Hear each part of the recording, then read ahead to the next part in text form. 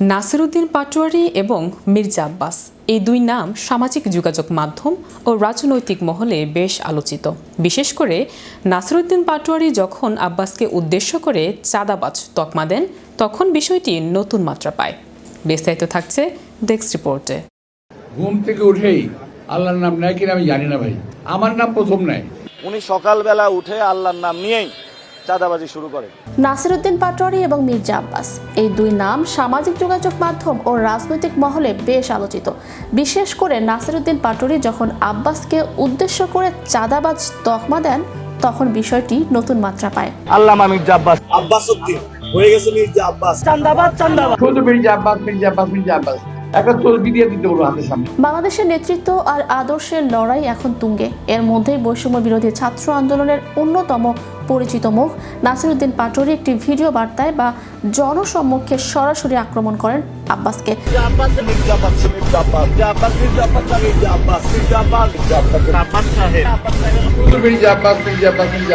নাসিরের দাবি, বিপ্লবের চেতনাকে পুঁজি করে কিছু অসাধু ব্যক্তি চাঁদাবাজি ও দখলদারিত্বে লিপ্ত হয়েছে, যার মধ্যে তিনি আব্বাসকে অন্যতম হিসেবে চিহ্নিত করেন।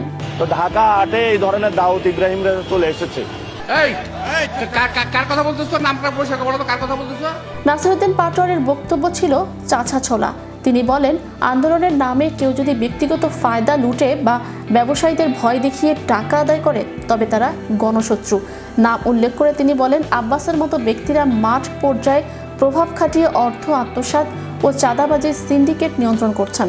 বাংলাদেশের সবচেয়ে বড় আলেম আল্লামা মির্জা আব্বাস খালি উল্টোপাল্টার কথা হবে, মানে পায়ে পাড়া দিয়ে ঝগড়া করতে চায়। আমার বাসা আপনারা এসে চা খেয়ে যান। তিনি হুঁশিয়ারি দেন যে ছাত্র সমাজ এই ধরনের চাঁদাবাজি সহ্য করবে না এবং অপরাধীদের আইনের আওতায় আনতে তারা বদ্ধপরিকর। নাসিরের এই আক্রমণাত্মক অবস্থান মুহূর্তেই ভাইরাল হয়ে যায়। উনি সকালবেলা উঠে আল্লাহর নাম নিয়েই চাঁদাবাজি শুরু করে, সন্ত্রাসী শুরু করে, দুর্নীতি শুরু করে। নেটিজেনদের একাংশ তাকে সাহসী বললেও অন্য অংশ বিষয়টিকে অভ্যন্তরীণ কোন্দল হিসেবে দেখছেন। অভিযোগের পাহাড় যখন সামনে, তখন সবার নজর ছিল আব্বাসের দিকে। সাধারণত রাজনৈতিক মাঠের কর্মীরা এমন অভিযোগে পাল্টা আক্রমণ করেন, কিন্তু আব্বাস বেছে নিলেন এক ভিন্ন পথ। তিনি সংবাদ মাধ্যম বা অনুসারীদের প্রশ্নের জবাবে স্রেফ বললেন, আমি কিছু বলবো না। পাল্টা জবাব দিলে কাদা ছোড়াছুড়ি বাড়বে, যা তার ইমেজের আরও ক্ষতি করতে পারে। তাই নীরব থেকে বিষয়টি ধামাচাপা দেওয়ার চেষ্টা। নাসিরের অভিযোগকে গুরুত্ব না দেওয়ার ভান করা, যেন বোঝানো যায় এসব অভিযোগ ভিত্তিহীন এবং উত্তরের যোগ্য নয়। হয়তো পর্দার আড়ালে কোনো মীমাংসার পথ খোলা রাখা হয়েছে, যেখানে প্রকাশ্য বিতর্ক পরিস্থিতির অবনতি ঘটাবে। সাধারণ মানুষের মধ্যে এই পাল্টাপাল্টি অবস্থান মিশ্র প্রতিক্রিয়া সৃষ্টি করেছে। সামাজিক যোগাযোগ মাধ্যমে বিতর্কের ঝড় বইছে।